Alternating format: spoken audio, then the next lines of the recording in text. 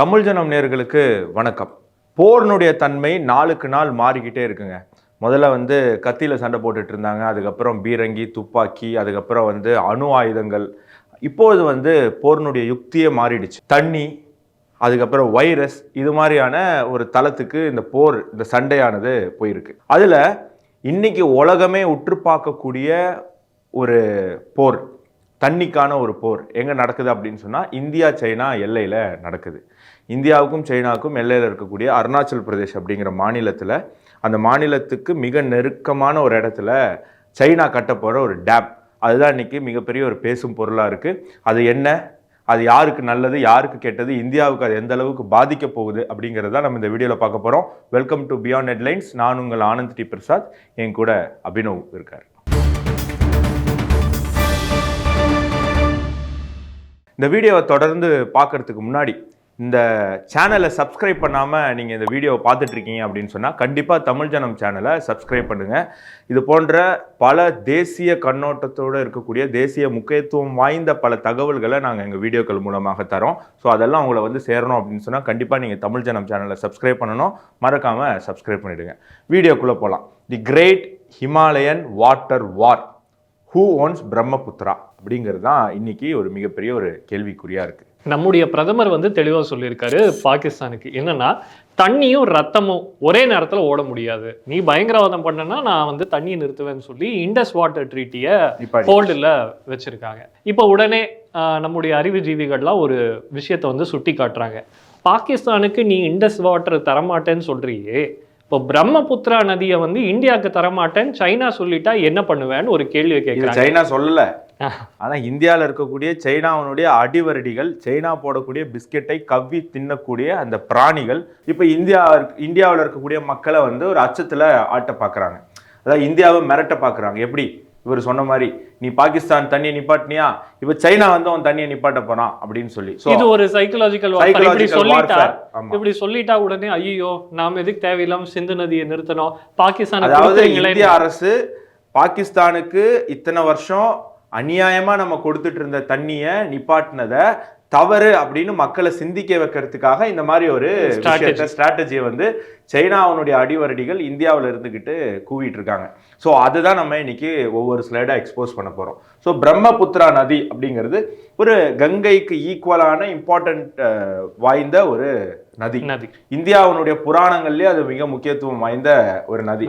பிரம்மாவனுடைய மகன், இந்த நதி தான் பிரம்மாவனுடைய மகன் அப்படின்னு சிம்பலைஸ் பண்ற மாதிரி தான் இதுக்கு பிரம்மபுத்திரானே பேர் வந்திருக்கு. இன்னொன்னு பரசுராமரும் இதுல உள்ளடங்கி. பரசுராமர் தன்னுடைய பாவங்களை தொடைப்பதற்காக, அவர் ஸ்நானம் எடுப்பதற்காக உருவாக்கப்பட்ட நதி அப்படிங்கிறதும் இந்து மதத்துல இருக்கக்கூடிய ஒரு நம்பிக்கை.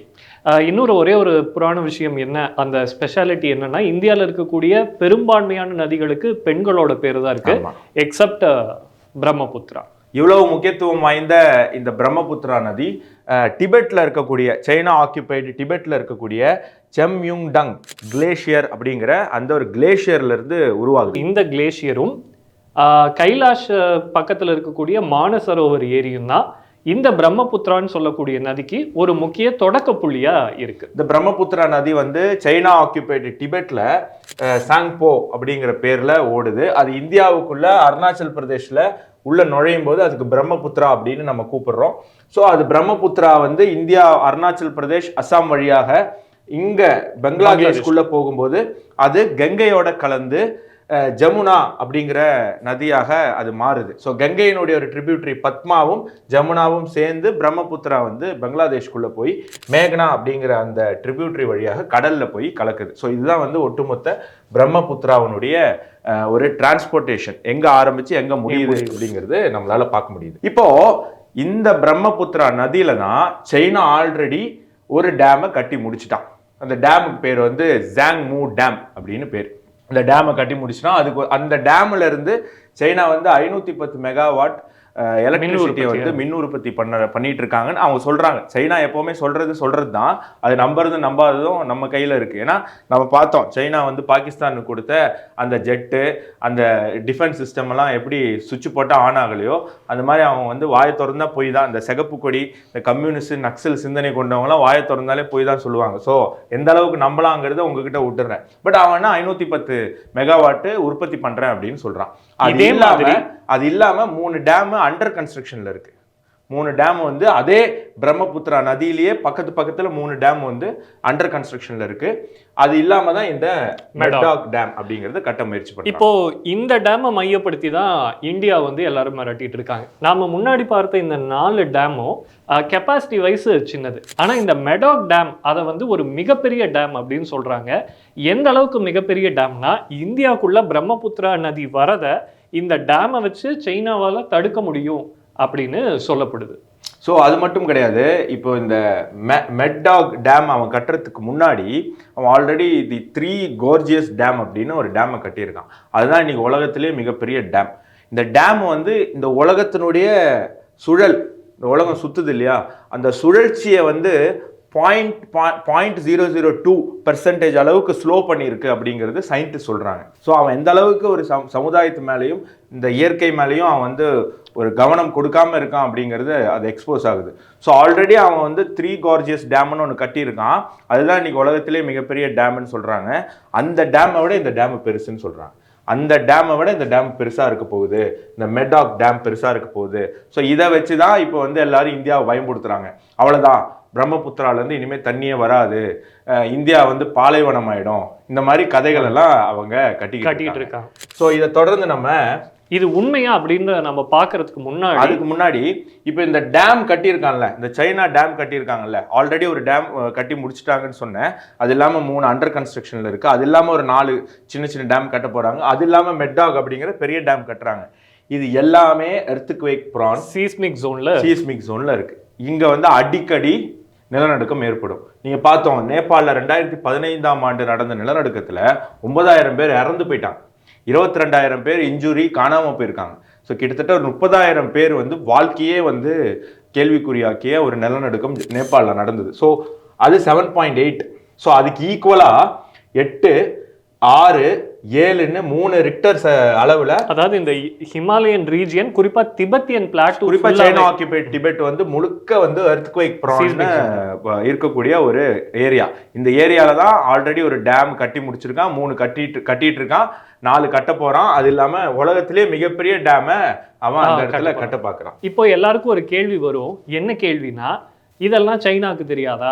அவன் வந்து எவ்வளோ பெரிய இன்ஜினியர் தெரியுமா? அவன் டேம் கட்டினா எவ்வளோ பெரிய எர்த்குவேக் வந்தாலும் ஒன்றும் ஆகாது, இதெல்லாம் யோசிச்சு தான் கட்டுவாங்கன்னு நிறைய பேர் சொல்லலாம். ஆனா உண்மை என்ன? அவன் கட்டின டேமோடைய நிலைமை எப்படி இருந்தனா இப்படி ஆயிட்ட அப்படின்னு. சைனா ஆல்ரெடி கட்டின டேமனுடைய நிலைமையை பாருங்க. இது வந்து சைனா வந்து யாங்ஸே ரிவர்ல கட்டின டேம். இந்த டேம் கட்டும்போது எப்படி இருக்கு பாருங்க, ஒரே ஸ்ட்ரெயிட் லைனா இருக்கும், ஸ்கேல் வச்சு வரைஞ்ச மாதிரி ஒரு பெரிய ஸ்ட்ரெயிட் லைன்ல இருக்கும். ஆனா தற்பொழுது அந்த டேமனுடைய நிலைமையை பாருங்க, எப்படி வளைஞ்சு போகுது. நல்ல நெளிவு சுழிவுகளோட நல்லா எப்படி இருந்த டேம் இப்படி ஆயிடுச்சுங்கிற மாதிரி அந்த டேம் ஸ்ட்ரைட்டா கட்டின டேம் இப்படி இன்னைக்கு வளைஞ்சிருக்கு. இது காரணம் என்ன அப்படின்னு சொன்னா, அங்க நடக்கக்கூடிய நிலநடுக்கமும், அதே மாதிரி அங்க வந்து இன்ஜினியரிங் கெப்பாசிட்டி வேற அதுல வேற நம்ம பார்க்க வேண்டியிருக்கு.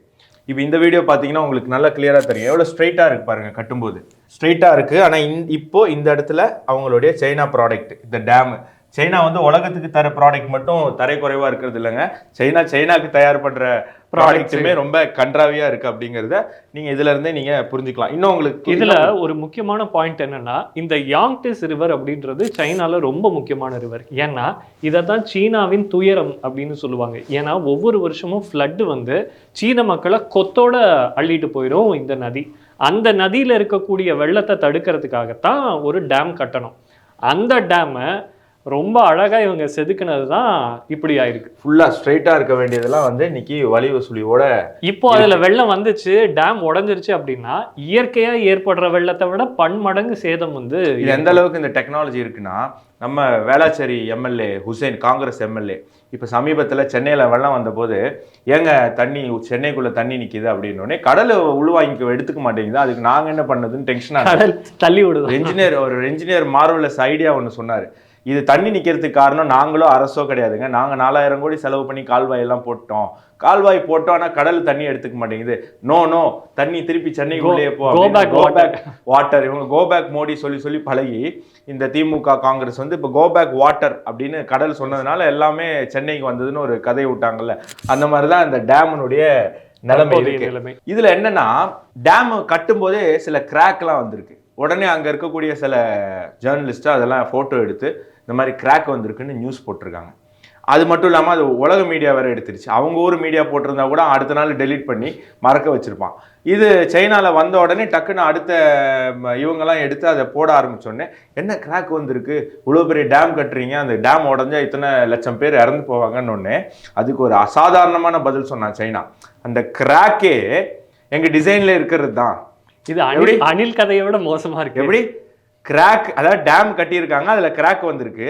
எதுக்குங்க கிராக் வந்திருக்குன்னு கேட்டால், அந்த கிராக்கே நாங்கள் டிசைன் பண்ணதுலே இருக்கு, நாங்கள் கட்டுறதே கிராக்கோட தான் கட்டுறோம். அப்படி ஏன் அப்படி சொல்றீங்கன்னா, இல்லை பெரிய அது கிராக் நாங்கள் போடலன்னா அதுவாகவே கிராக் விழுந்து டேம் உடஞ்சிரும், அதனால நாங்கள் சின்ன சின்ன கிராக் போட்டு காற்று உள்ளே போயிட்டு வெளில வர்றதுக்காக, காற்று போய் வர்றதுக்கு நாங்கள் ஒரு ஏற்பாடு பண்ணியிருக்கோம்னு ஒரு கதையை பண்ணி விட்டான். இப்போ பிரச்சனை என்ன அப்படின்னு சொன்னால், இந்த யாங்டிஸ் ரிவரை சுற்றி இருக்கக்கூடிய பகுதிகள்லாம் வெரி ரொம்ப இம்பார்ட்டண்ட்டான ஹிஸ்டாரிக்கல் சைட்ஸ். இவங்க வந்து ஒரு மிகப்பெரிய டேம் கட்டுறேன் அப்படின்னு சொல்லி தண்ணி தேக்குனதுல சுற்றி இருந்த மிக முக்கியமான வரலாற்று சின்னங்கள் எல்லாமே அழிக்கப்பட்டுருச்சு. இதில் தான் நீங்கள் கவனிக்க வேண்டிய விஷயம், ஒரு கம்யூனிஸ்ட் கிட்ட நாட்டை கொடுத்தா இப்படி தான். அவங்களுக்கு வந்து அந்த நாட்டினுடைய வரலாறு, அதனுடைய முக்கியத்துவம், அதனுடைய தொன்மை இதெல்லாமே அவங்களுக்கு முக்கியமே கிடையாது. அவங்க பயங்கர சுயநலவாதிகளாக இருப்பாங்க. அவங்க அந்த கம்யூனிஸ்ட் கூட்டத்தில் இருக்கக்கூடிய தலைவர்கள் பாக்கெட்டில் பணத்தை சம்பாதிக்கிறதுக்காக மற்ற மக்களை அடிமைப்படுத்தி அவங்களுடைய வரலாற்று சின்னங்களை அழிக்கக்கூடிய ஒரு மனநிலை கொண்ட ராட்சசர்கள் அப்படிங்கிறது இது ஒரு மிகப்பெரிய உதாரணம். ஏன்னா இன்னைக்கு தமிழர்களுடைய தொன்மை என்னங்க, நம்ம எங்க போய் நிக்கிறோம், கோவில்ல போய் நம்ம கல்வெட்டுல போய் நிக்கிறோம். நம்ம எத்தனை ஆயிரம் வருஷம் பழமையான ஒரு இனம், இந்த இந்திய இனம், இந்த ஹிந்து இனம், இந்த தமிழ் இனம் அப்படிங்கிறது நமக்கு அந்த வரலாறு வச்சுதான் நமக்கு தெரியும். ஸோ இந்த கம்யூனிஸ்ட் அரசு சைனாவுடைய வரலாறை அழிக்குது. அந்த வரலாற்று முக்கியத்துவம் வாய்ந்த நகரங்கள், அந்த சின்னங்களை வந்து அந்த டேமுக்கு அடியில் அனுப்பி அந்த தண்ணியில் வந்து அது வந்து அதனுடைய அந்த வரலாற்று ஆய்வுகளே வந்து அழிக்கக்கூடிய ஒரு விஷயத்தை இந்த கம்யூனிஸ்ட் அரசு, இந்த ராட்சச அரசு பண்ணிக்கிட்டு. இந்த நேரத்தில் சில பேர் சொல்லலாம், சைனாக்கு வந்து இந்த பழமையான கல்ச்சர் மேலே பிடிப்பு கிடையாது, அதனால தான் அப்படி பண்ணிட்டாங்க. ஆனால் கம்யூனிஸ்ட்டை வந்து எக்காலஜி விஷயத்தில் நம்ம குறையே சொல்ல முடியாது அப்படின்னு நிறைய பேர் சொல்லலாம். ஆனால் இந்த விஷயத்தில் எடுத்துக்கிட்டோம் அப்படின்னா என்ன நடந்திருக்குன்னு பார்ப்போம். எக்காலஜினா இந்த சுற்றுச்சூழல் மேல இருக்கக்கூடிய காதல். இப்போ சைனாவில் என்னன்னா, இந்த டேம் கட்டினதுனால ரிவரோட ஃப்ளோ வந்து தடைபடுது. இதனால பெரிய வாட்டர் டிஸ்டர்ப்ஷன் வந்து நிறைய இடத்துல ஆல்ரெடி பிரம்மபுத்திரா நதியே வந்து ஒரு ரிகரஸான ரிவர், உலகத்திலேயே மிக கோபம் வாய்ந்த ஒரு நதி அப்படின்னு பிரம்மபுத்திராவை சொல்லுவாங்க. ஏன்னா கொஞ்சம் அதை சீட்னா கூட அதை கோச்சிக்கிட்டு வேற ரூட் எடுத்துட்டு போயிடும். இப்படி பல ரூட்டு பிரம்மபுத்திரா அதுவாகவே உருவாக்கி இருக்கு.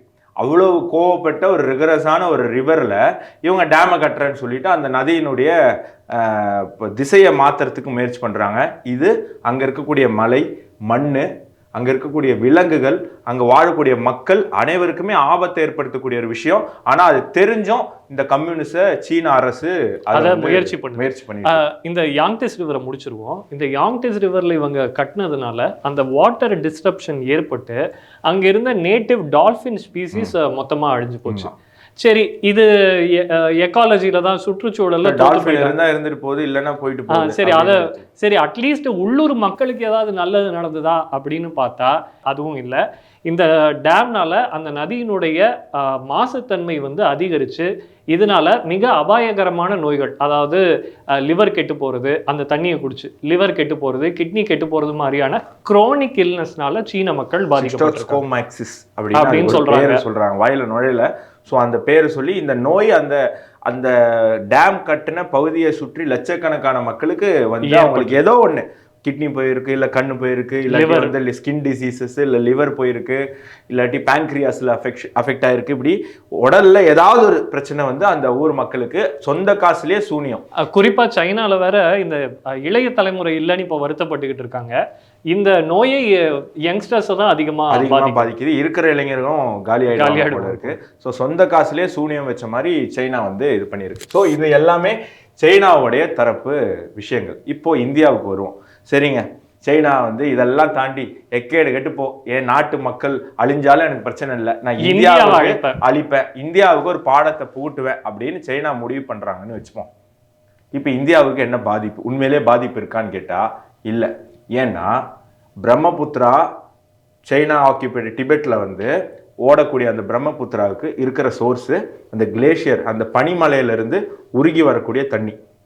அதுக்கப்புறம் உலகத்திலே மழை கம்மியாக இருக்கக்கூடிய பகுதிகளில் டிபெட்டும் ஒன்றும். நம்ம என்ன நினச்சிப்போம், சவுதியில் டெசர்ட்டில் தான் வந்து மழை கம்மியாக இருக்குது அப்படின்னு. அப்படி கிடையாது.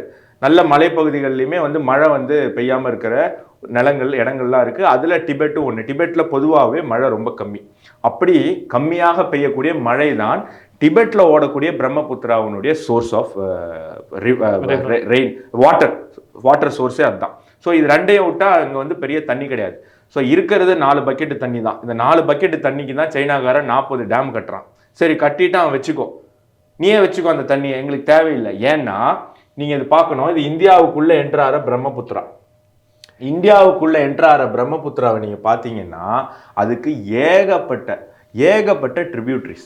அதாவது கிட்டத்தட்ட இந்தியாக்குள்ள நுழைஞ்சோடனே தான் இந்த பிரம்மபுத்திரா ரிவரே நீங்க பார்த்தீங்கன்னா ரொம்ப அதோட ஃப்ளோ வந்து அதிகரிக்குது. ஏன்னா நீங்க பார்த்துருப்பீங்க, டிபாங், சியாங், லோஹித், புர்ஹி திஹிங், சுபன்ஸ்ரீ, பராலி, கோலோங், இப்படி எக்கச்சக்க ட்ரிபியூட்டரிஸ் வந்து இந்தியாவோட அஸ்ஸாம், அருணாச்சல் பிரதேஷ்ல இருக்கு.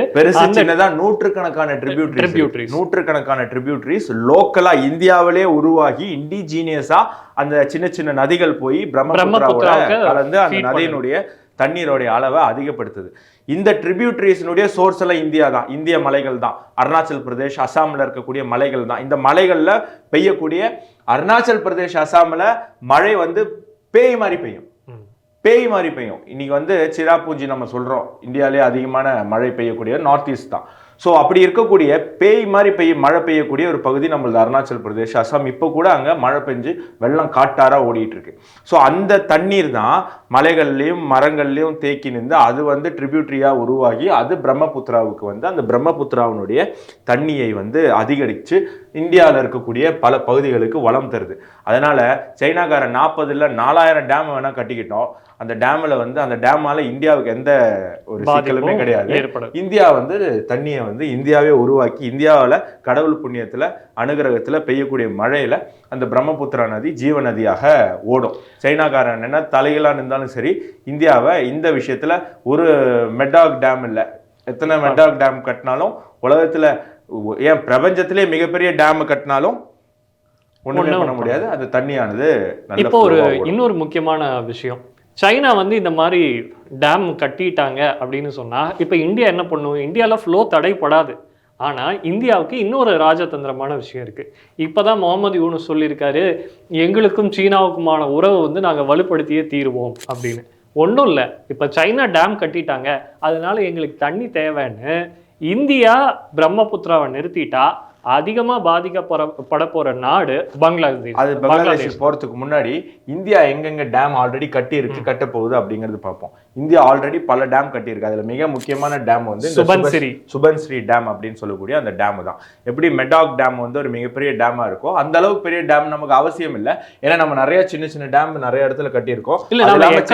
பாதிக்கப்படாம நமக்கு என்ன தேவை, பாதிக்கப்படாம நம்ம நிறைய சின்ன டேம் கட்டி இருக்கோம், செக் டேம்ஸ் நிறைய வச்சிருக்கோம். ஸோ அது போக நமக்கு வந்து தண்ணியை வந்து எலக்ட்ரிசிட்டி பர்பஸுக்காக இன்னைக்கு பிரம்மபுத்திரா நதியினுடைய எலக்ட்ரிசிட்டி கிரியேட் பண்ற எலக்ட்ரிசிட்டியில தான் நார்த் ஈஸ்ட்ல பல ஸ்டேட்டுக்கு வந்து நம்ம எலக்ட்ரிசிட்டியை கிரியேட் பண்றோம். ஸோ அதனுடைய ஒரு தேவையை அதிகப்படுத்துவதற்காக மட்டும் நம்ம வந்து சின்ன டேம் கட்டுறோம். அதுல இந்த சுபன்ஸ்ரீ அப்படிங்கிற இந்த டேம் மிக முக்கியமானது. அது மட்டும் இல்லாம நீங்க இங்க பாத்தீங்க அப்படின்னு சொன்னா இந்த சிக்கிம்ல இருந்து ஒரு நதி, ஒரு ட்ரிபியூட்டரி வந்து நமக்கு இந்த பிரம்மபுத்திரால வந்து கலக்குது. ஸோ அந்த ட்ரிபியூட்டரியோட பேர் வந்து டீஸ்டா.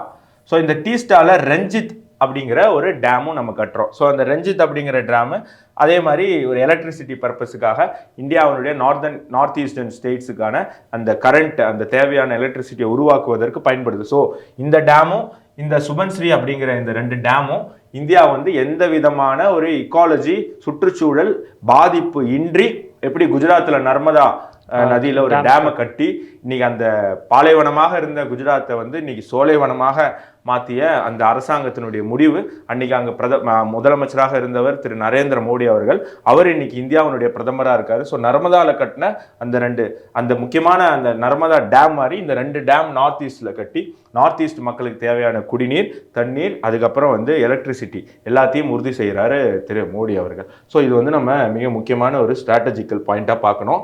ஸோ இதெல்லாம் கட்டும்போது அங்கேயுமே சகப்பு கொடி எடுத்துட்டு ஐபிஎல் சியர் லீடர்ஸ் மாதிரி கம்யூனிஸ்ட்காரங்க வருவாங்க. ஸோ அது அந்த வரும்போது அவங்களுக்கு என்ன சொல்லணும் அப்படிங்கிறத நீங்கள் முடிவு பண்ணிக்கோங்க. ஸோ இதுதான் வந்து பங்களாதேஷனுடைய மேப்பு. இன்னைக்கு வந்து பங்களாதேஷ் வந்து ஏதோ தன்னைத்தானே ஒரு மிகப்பெரிய ஒரு பவர், அகண்ட பங்களாதேஷ் படைப்போம், வேர்ல்டு பவர் அப்படின்னு நினைச்சு நாங்கள் அகண்ட பங்களாதேஷ்லாம் படைக்க போறோம் அப்படின்னு சொல்லி இந்தியாவில் இருக்கிற நார்த் ஈஸ்டர்ன் ஸ்டேட்டு, மியான்மர் எல்லாம் வந்து வெஸ்ட் பெங்கால் மேலெல்லாம் கண்ணு வச்சு பேசிட்டு இருக்காங்க. பாகிஸ்தானாவது வாய்க்கு சொல்றதுக்கு 4 நியூக்ளியர் வெப்பன் இருக்கு அப்படின்னு நம்ம எடுத்துக்கலாம்.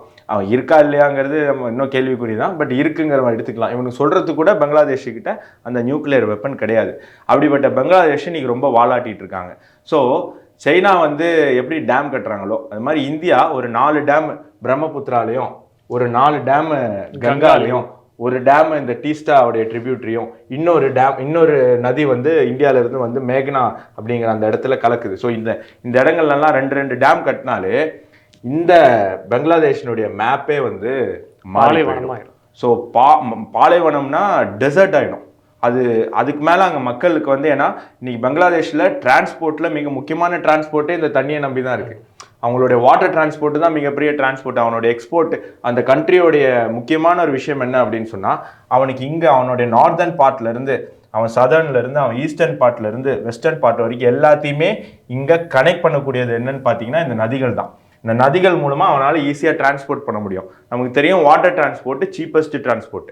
ஸோ அந்த வாட்டர் டிரான்ஸ்போர்ட்டை வச்சு தான் அவனுடைய ப்ரொடக்ஷனே இருக்குது. ஸோ தண்ணி நின்றுச்சு அப்படின்னு சொன்னால் முதல்ல அவன் அடி வாங்க போகிறது அவனுடைய ப்ரொடக்ஷன் அண்ட் டிஸ்ட்ரிபியூஷன் அவனுக்கு நின்று போயிடும். ப்ரொடக்ஷன் டிஸ்ட்ரிபியூஷன் நின்று போயிடும்.